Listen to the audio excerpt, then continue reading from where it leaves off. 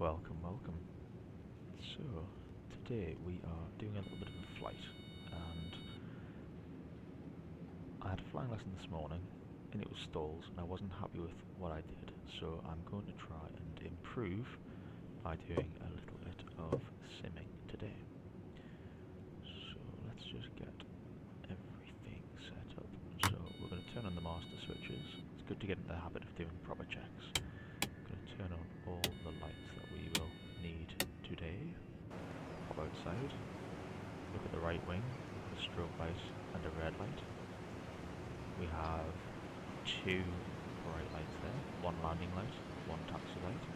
We have the beacon flashing at the back, and over here we have a strobe light and a green light, so all good there.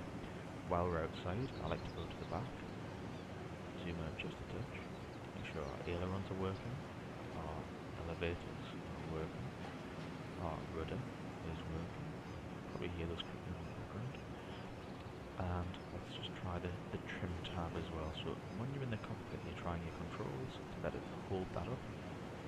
So you see the trim tab working on the right hand side of the elevator, and that just basically, as you're flying along, if let's say you happen to hold the elevator back, a bit of back pressure on the elevator, just to keep flying level, what you can do is you can use the trim tab to make the airflow onto the trim tab hold the rest of the elevator up or down. So it's just basically there to apply a little bit of aerodynamic pressure to the elevator and save you having to do that with your hands on the controls.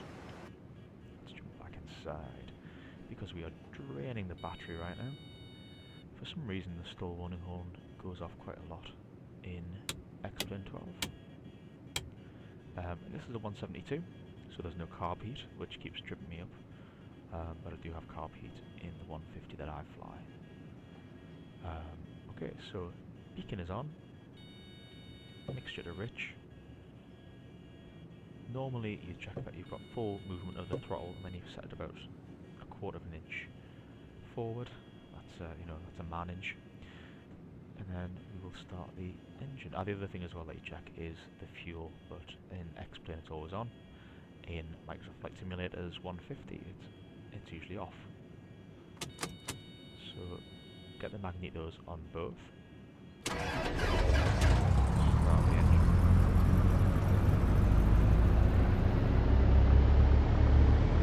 Go up to 12,000 RPM.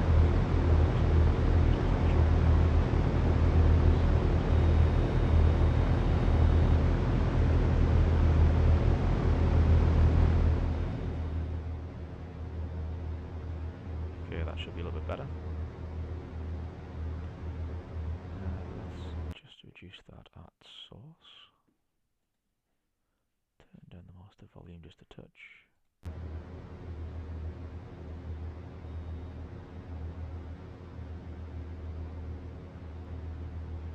Okay, so our airfield is 197 feet above sea level, so that is perfect right there. Let's just zoom in. We've got high pressure at the moment. It is 1033, so let's just set it to the nearest 033. And the weather's actually quite nice, as you can see. It has been very windy this week, but you can now see that with the windsock it's now 6 knots, maybe 4 or 5 knots actually. So these colours on the windsock aren't just there for show or to make it easy to see. Each hoop, each circle represents 3 knots. So if that's perfectly straight, that's 3 knots. If the white one next to it is also perfectly straight, that's 6 knots. Then 9 knots, 12 knots, 15 knots. So right now we've got a fully horizontal orange bit, so that's at least 3 knots, but the white bit isn't fully horizontal, so it's somewhere between 3 and 6 knots. Now, due to the location, due to the direction of the wind, I'll be taken off from. So we're currently facing east. So if we look at the compass, we have a heading of 110. So the compasses go right to left. or sort of, yeah, clockwise, I guess, from above. So that's east. One below that would be 70 degrees. Sorry, one less that would be 80 degrees, then 70 degrees, and then there's 60 degrees. So this way is that east is 90 degrees, next one is 100 degrees, which is shown up as 10 on our DI here. Or it would be if it was listed, which it's not. Okay, so our RPMs, we're going to do what's called the ROSAM checks, or ROSAMs, got to remember that final S, so which is RPMs, R in ROSAMs is RPMs, O is oil pressure, our oil pressure is in the green, our oil temperature has risen into the green as well, that's good. S is the starter light, so the starter light should have gone out. I don't think there's one simulated on this, but it's not like it makes a horrible noise, which I'm going to show you now. That's if the starter motor is still trying to turn over the engine. So there's no starter light on. A is ammeter charging. Now if you're using the batteries, then this will show a negative charge because we're consuming the battery. But right now the alternator is actually balancing the power consumption right now, so the ammeter is either positive or at 0. M is for magnetos, so we're going to make sure that because we have two magneto systems in the ignition, left and right, we're going to make sure that both of these are working, because if we lose one, we want the other one to take over and continue to ignite the fuel in the engine. So we're currently on both. If we just switch to left, turn off the right magnetos, you can see our RPM drops by about 75 RPM, and it'll go back up again when it go back to both. There you go, back up to 1200 RPM. So let's go to the right magnetos, so turning off the left again, we've dropped 75, and then when we go back to both, it'll go back up to 1200. Perfect. Finally is the suction, and the suction is this vacuum gauge here. That's in the green, that's great, and that gives us things like gyros and whatnot. So, all looking extremely good. Let's get our radios on. Set that to standby, that starts the circuits warming up. 7000 is the squawk code, or the identification code for visual traffic like us. So we're not an airliner, we're not in a flight plan, we're just going to fly around. 7000 is our code, and every other plane out there who's doing the same thing will have the same 7000 code. In technical terms, it's called the conspicuity code. So all the radar operators and all the towers and the area control centers and those sorts of things will see the 7000. They will know that we're not on a flight plan or anything. We're just flying around. We're very unpredictable. Okay, so let's get to the runway and we'll take off. So first thing I'm going to do is just check for an idle cutout check. So we just idle the engine, idle the throttle, and just make sure that the timing is correct on the engine and we don't just cut out as soon as we try and pull the throttle. That's not going to be good. Okay. Take off the parking brake. Look left. Ooh, Piaggio, very nice. So you haven't really got a good view on this, but we're gonna just trust that nothing is coming. In fact, let's be good. Let's show good airmanship. So there's nothing on the approach for 19er. There's nothing on approach for 25, which is going to be showing it was 26 in this, but literally in the past few weeks it's just changed its number. I am flying on VATSIM because I like the pressure of having to fly in VATSIM. And I should be on Unicom, which I am. Marvellous. Okay, so we'll make a radio call. The aircraft we're in today is Golf Alpha Sierra Zulu Uniform, which is the plane I flew this morning, which is actually 150, not the 172 that you can see here, but, you know, let's take some poetic license. So we'll make a radio call, and we will say, Airshot traffic, Golf Alpha Sierra Zulu Uniform, backtracking runway 19er to Charlie. And what we'll do is we'll release the brakes, apply a little bit of power, and as we go forward, as we start moving, we're immediately going to apply the brakes again, just to make sure that we get symmetrical stopping. Yep. So if the left brake or the right brake, oh, a little bit of rain, if the left brake or the right brake wasn't working, we would have started to veer to the left or the right. So we know our brakes are working. Now what's really good about XP12 is some of these weather effects. So if I hold the brakes on and I increase the power, you'll notice the raindrops start to behave exactly as they would in real life. And if I power back, any rain will then start to settle back on the windscreen. It's an extremely clever weather system. But I think we're good. Okay. So we've said we're going to backtrack. We've tried our brakes. There's basically an acronym, BRI, that we need to check as we start moving forward. B was brakes, R is rudder, so we can turn left, and we can turn right. We're not really trying the rudder there, we're trying the nose gear steering, but we use the rudder pedals. And then finally it's instruments. We want to see our direction indicator, which is the middle instrument at the bottom there, turning to the left, or anti-clockwise as we turn left. We want the turn coordinator to show a banked plane when we turn left or right. Both of those things happened. So we've got north on our DI, we have north on our compass, sat on top of the dashboard over there. Still hearing that stall warning horn, which is a bit annoying. And I'm just going to duck down a little bit and just get my trimmer neutralised, just so that we don't get any tendency to do anything strange. So we need to be very cautious, as you can see from the windsock up ahead, and I can't see that windsock anymore. But the windsock up ahead is showing that we have a wind from the left, which means that that is going to hit the vertical stabilizer, the big tail fin on the back of the aircraft. What was I expecting it to do?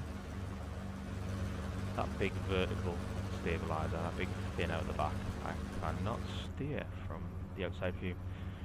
So you can see there, from the windsock, we're pretty much perpendicular to the wind.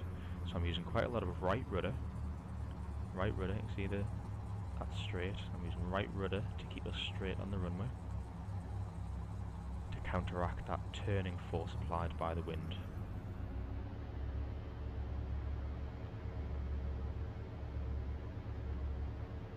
So let's get up here to Charlie on the left hand side. And what I'm going to do is I'm going to go straight onto the next runway. I'm going to say Airshot traffic, Golf, Zulu, uniform, backtracking runway 26 to Delta. Airshot. And I'm going to pull onto the runway. If there's any traffic that'll be coming from that direction, I don't see any, but we'll keep our eyes peeled as we turn onto the runway.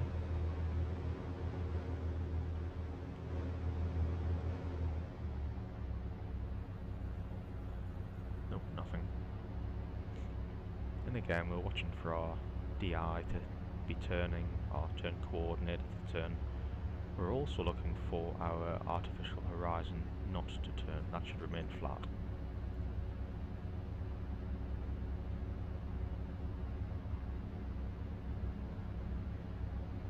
When we get to the end of the runway, we're going to pull off to the right hand side where there's a holding point Delta, and there's a big sign with a D on it on here. I don't think I've seen a D on any signs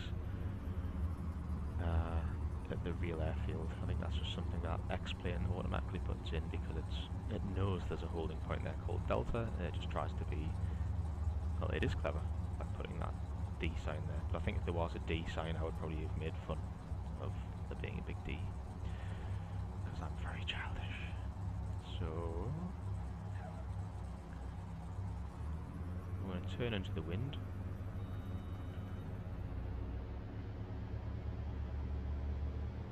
Use a little bit of differential braking just to help us basically turn on the spot here. So we're turning into the wind. You can see the D sign off to the right hand side, just to the right of the compass. We're going to do our power checks. So this time we power up to, normally it's 1700, but it's actually 1800 in the older Cessna that I'm using, so I'm just going to try and get some muscle memory by doing that. We need our landing lights on, we need our transponder to altitude, we'll double check the magnetos, left, saw that drop, back to both, right, oh.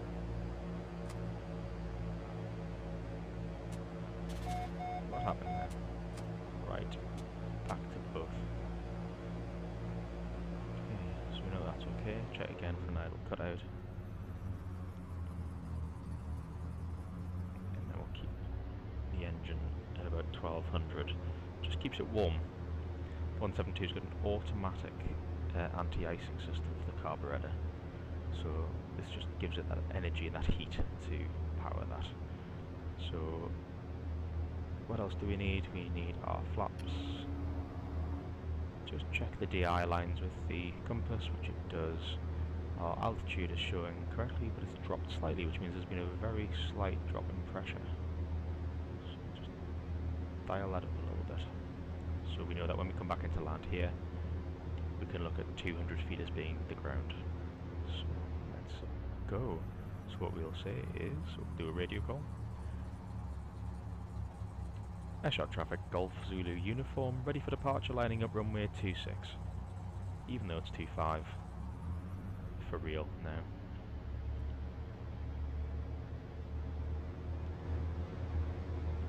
Now these oil drums, these actually represent the barrier between the airfield and the rest of the old World War II runway, which is now owned by a farmer. The farmer doesn't like the airfield necessarily. It's probably unfair, but it's not the most collaborative of relationships. So he's put a bit of a barrier up, and sometimes he just leaves his like farm machinery at the end of the runway, which is dangerous, but yeah, I've had to dodge it before when coming into land on runway 26. Okay, so we're nice and straight. So what we're going to do is, as we power up, we want to see that the RPMs are stable. We want to see the airspeed is coming alive, which means that our pitot tube, that thing just hanging from the wing above the strut, is working. And finally, we want to check our temperatures and pressures at the bottom left-hand corner of the dashboard. We want to see everything in the green. T's and P's, temperatures and pressures in the green. So let's do that. Wind is pretty much straight down the runway, so we shouldn't need a lot of correction, although this feel like we do. Okay, airspeed's alive, T's and P's are in the green, RPMs are stable. We're waiting for 60 knots. There's 60 knots. Gently pull back, and we are airborne. Just dial out a little bit of that right rudder that we used on the ground to keep straight. Try and maintain 60 knots. I'm going to maintain 60 knots with our pitch.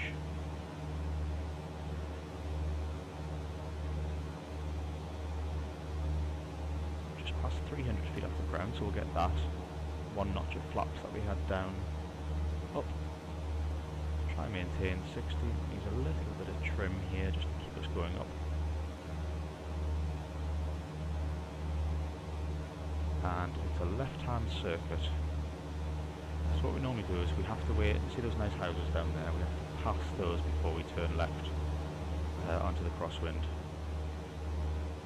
A lot of flying is just trying not to annoy very, very rich people with very nice houses. That's basically what we do.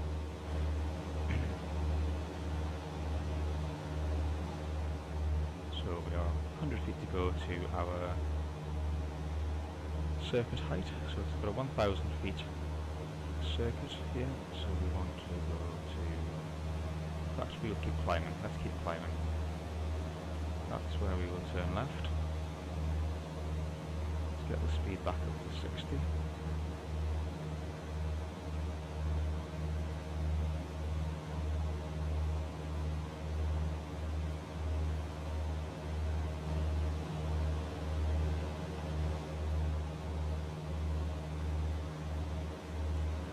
Climb up to 3000 feet.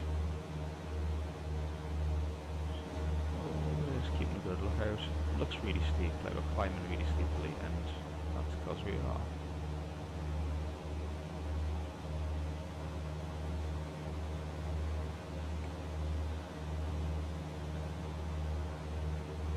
Okay, let's do some quick after takeoff checklist, after takeoff checks. So T's and P's, everything is in the green. Carb heat is whatever the automated system has got it as, so we're fine with that. Flaps are up, and we are climbing past 2,000 feet.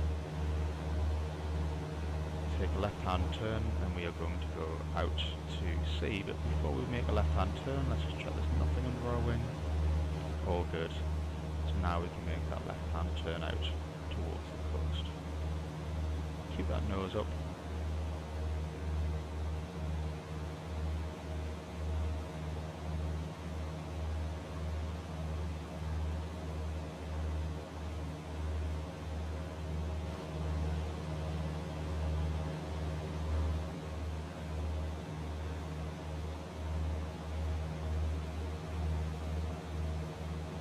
With 500 feet to go.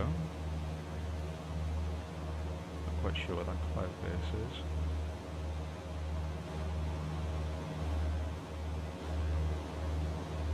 Now really we should have flown back over the airfield instead of leaving the circuit, but this is actually the route we took this morning, so effectively we've done a downwind departure to the east. With 100 feet to 100 feet to go to 3,000 feet. Start bringing the nose back down without descending like I'm doing. Bring the power back to cruise power, which in the 172 is 2350 RPM. Let's get it to 3,000 feet. Trim out this forward pressure that I've got controls right now. I really want the horizon to go through the middle of the compass. That's a good visual reference for level flight. There we go. That's quite nice though. The nose is still trying to creep up a little bit. So the village that you can see in front of you is a little port town called Amble.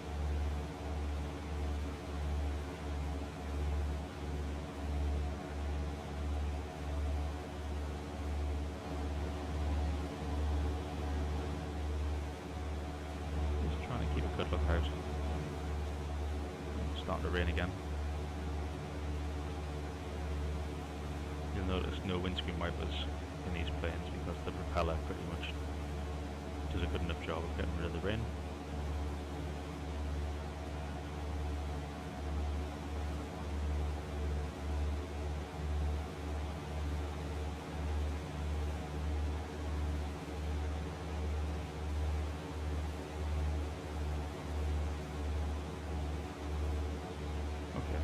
Because we're in a sim, I'm not going to do, well I will do a full check, so I'm not going to wait until we're over a completely uninhabited area to do a stall check.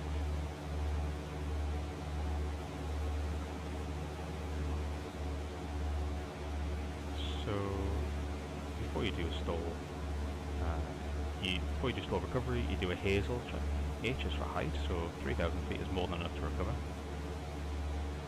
A is airframe. We're going to do a clean stall first, so just check we've got our flaps are up.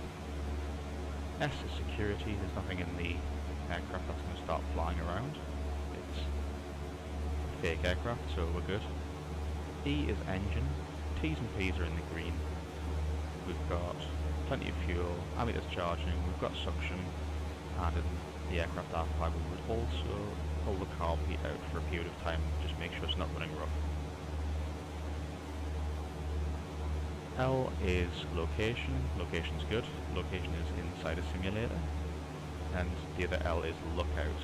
So normally you would do either two 90-degree clearing turns or one 180-degree clearing turn, but we're in a simulator, so we're just going to dive straight into our first stall, which is a clean stall. So carb heat would come out. Then we would drop the power. Starting altitude is 2,900 feet. We're going to try and maintain 2,900 feet with no power. So keep the nose up. You can see the speed is starting to drop. Still maintaining 2,900. There's the stall warning horn. We're going to enter into a fully developed stall. 2,900. Controls are completely back. We're starting to descend. Our nose is up. Ooh, wing drop. Power.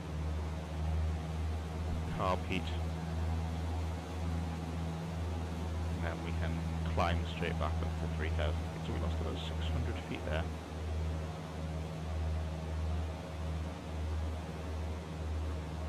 I'm just going to make a rate 1 turn because we have the performance to do that right now.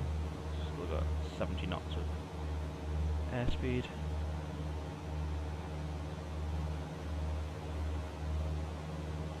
And then it's 3,000 feet.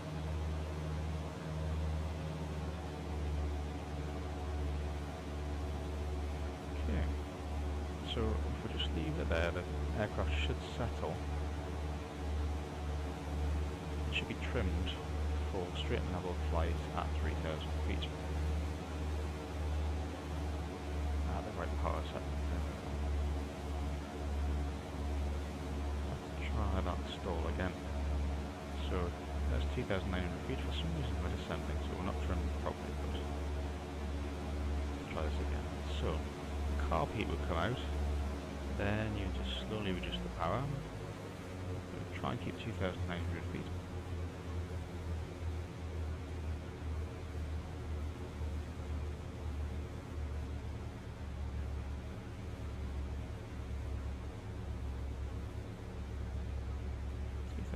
Feet, the speed is coming off. You see we've just started to descend a little bit here.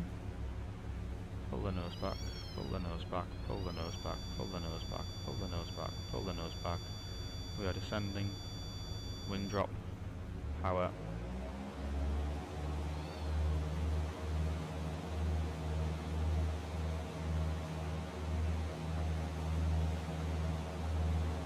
We will regain that altitude. So we'll lose between 500 and 600 feet every time we do a clean stall. You should only really lose 200 at most.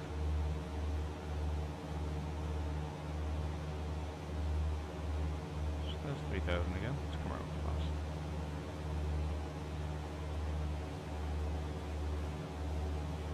Let that power, let that speed build up again. Go back to 2350 RPM cruise.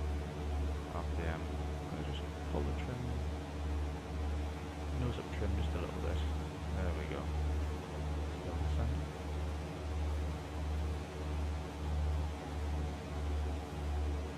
Okay, so this time we're going to try the base to final stall. We're not going to do, we'll do a quick hell check. So height is adequate above the ground. E is engines. T's and P's are good.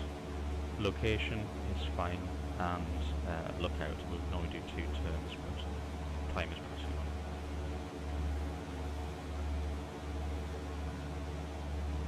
Okay, so base to final. So we would pull the carb heat, we would go down to about 1500 RPM, wait for the white arc on the airspeed, drop 2 notches of flaps,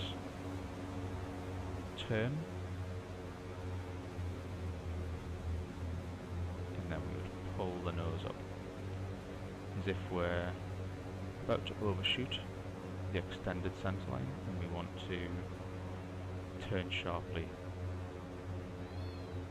Okay, so nose forward at the first sign of a stall, power, nose up before you exceed the flap extension speed, which is the white arc, back up to 3,000 feet. So that one was better, we didn't lose as much altitude that time. Okay, so we need to be very careful not to exceed the flap speed.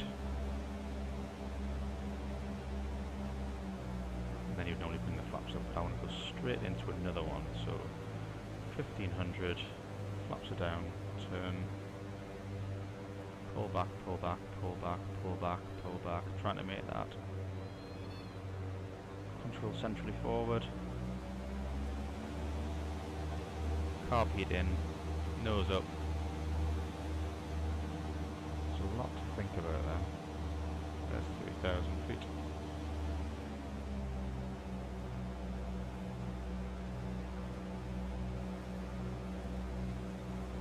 Okay, same again. 1500. Start the turn. Don't want to overshoot the runway. Don't want to overshoot the runway. Don't want to overshoot the runway. Don't want to overshoot the runway.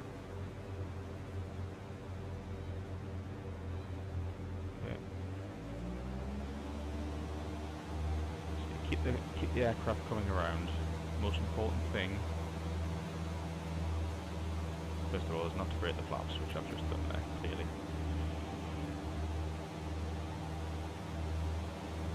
Most important thing is not to increase the angle of attack. Well, the most important thing is to reduce the angle of attack so that you can get proper airflow, laminar airflow of the wings.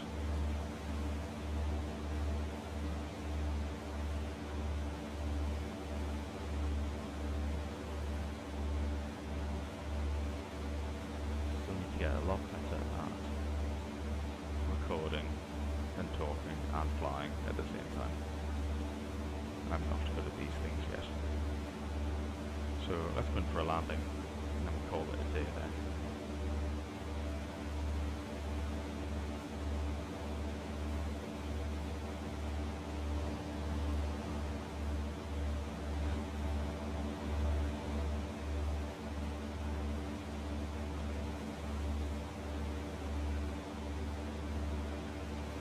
That island off to the left there, that's called Coquette Island.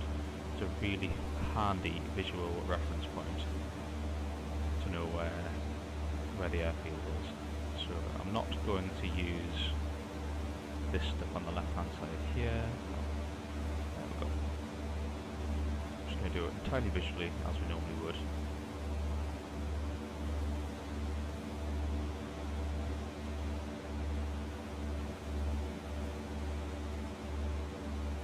So we're about to go over the top of Amble again, so let's radio into the airfield, and we will say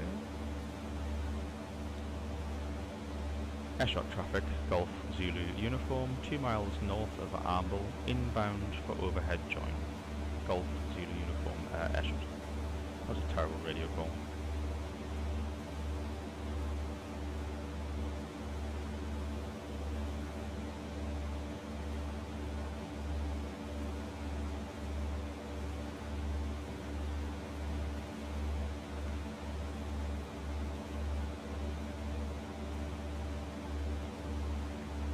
Okay, so the QNH is 1033 and the airfield is effectively at, let's call it 210 feet.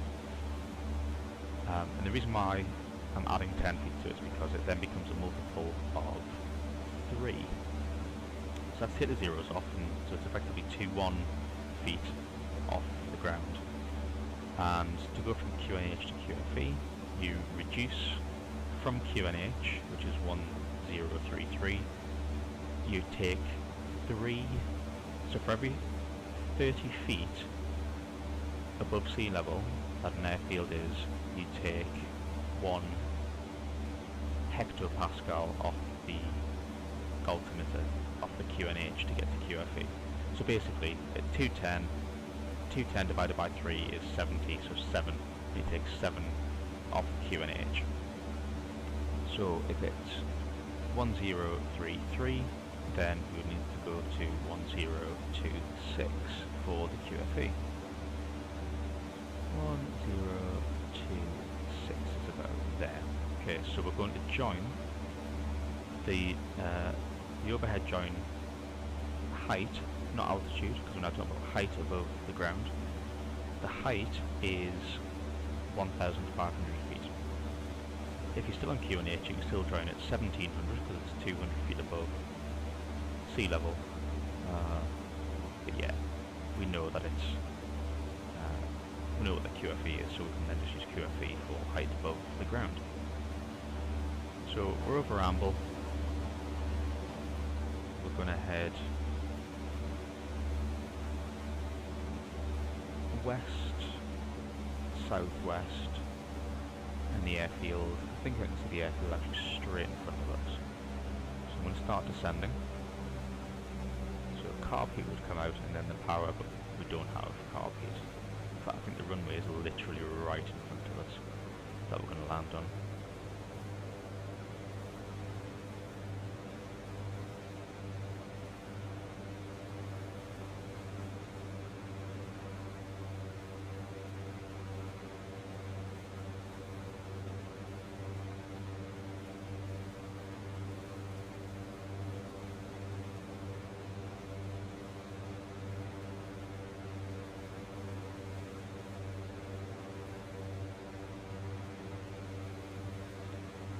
Let's do a radio call. Airshot radio, Golf Zulu uniform, joining straight in for runway 26, Airshot. So we're going to descend at about 90 knots, this is what you call a cruise descent.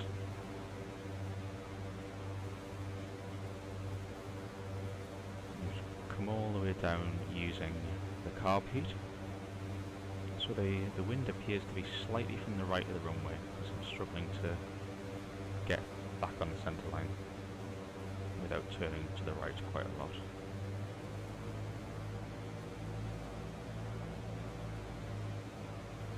I've actually just busted through the passing altitude, so let's get back up to 1500. Sorry, the joining altitude, height.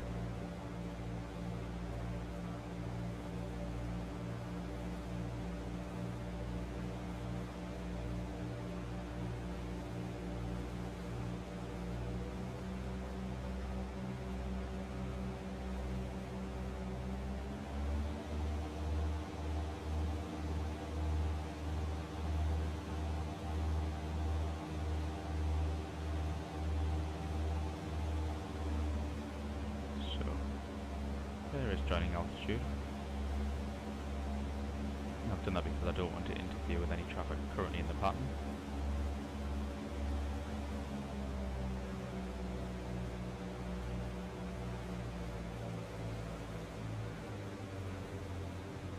Now we can give another radio call because we have joined effectively on a long final. Airshot traffic, Golf Zulu uniform, long final, runway 26, Airshot. We are a bit high, so we'll pull the power. Ooh, a bit of lightning off to the right hand side there, that's fun.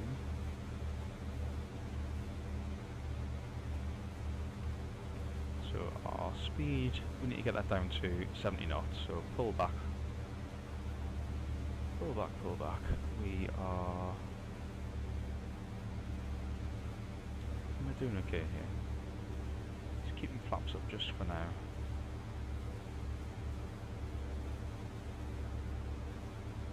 Will force us to use a lot of engine power.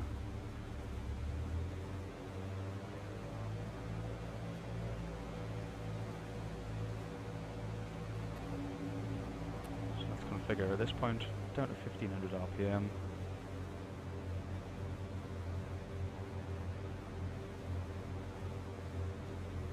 Feel really, really high here. There's that rain again.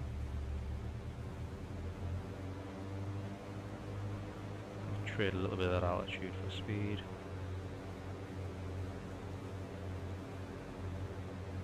We get the numbers of the runway where the horizon would be, or should be. Still getting blown off to the right hand side. Need a bit more altitude, that runway's looking very flat.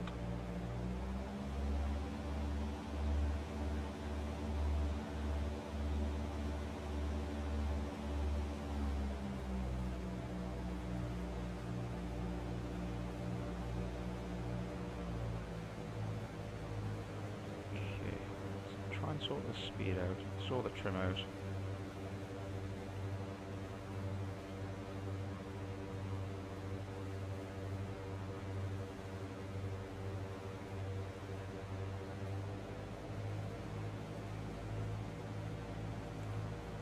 Genuinely, the last time I landed on this runway, I had to dodge a big bit of farm machinery at the end of the runway.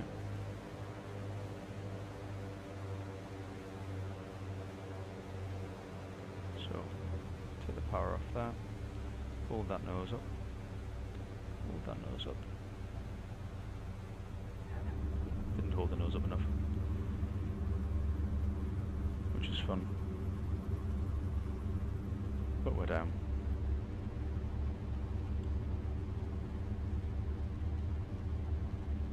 First thing you do when you land, get to a holding point, do your after landing checklist. So here's Charlie on the left here, so we're going to pull into Charlie.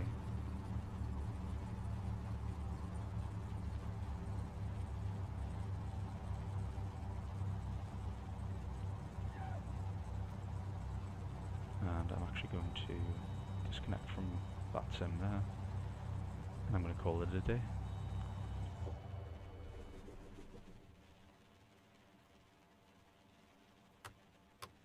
The new weather system is pretty nice. Look at that. Wouldn't normally leave a plane like that, but gosh, it's good. And those raindrops will be following both the shape of the windscreen, shut up, stall warning horn, and also the wind directions. So if the wind direction changes, they will all move. It's a very clever physics-based system. Okay, that's me for now. I'll try and get better at recording and flying at the same time. Bye bye.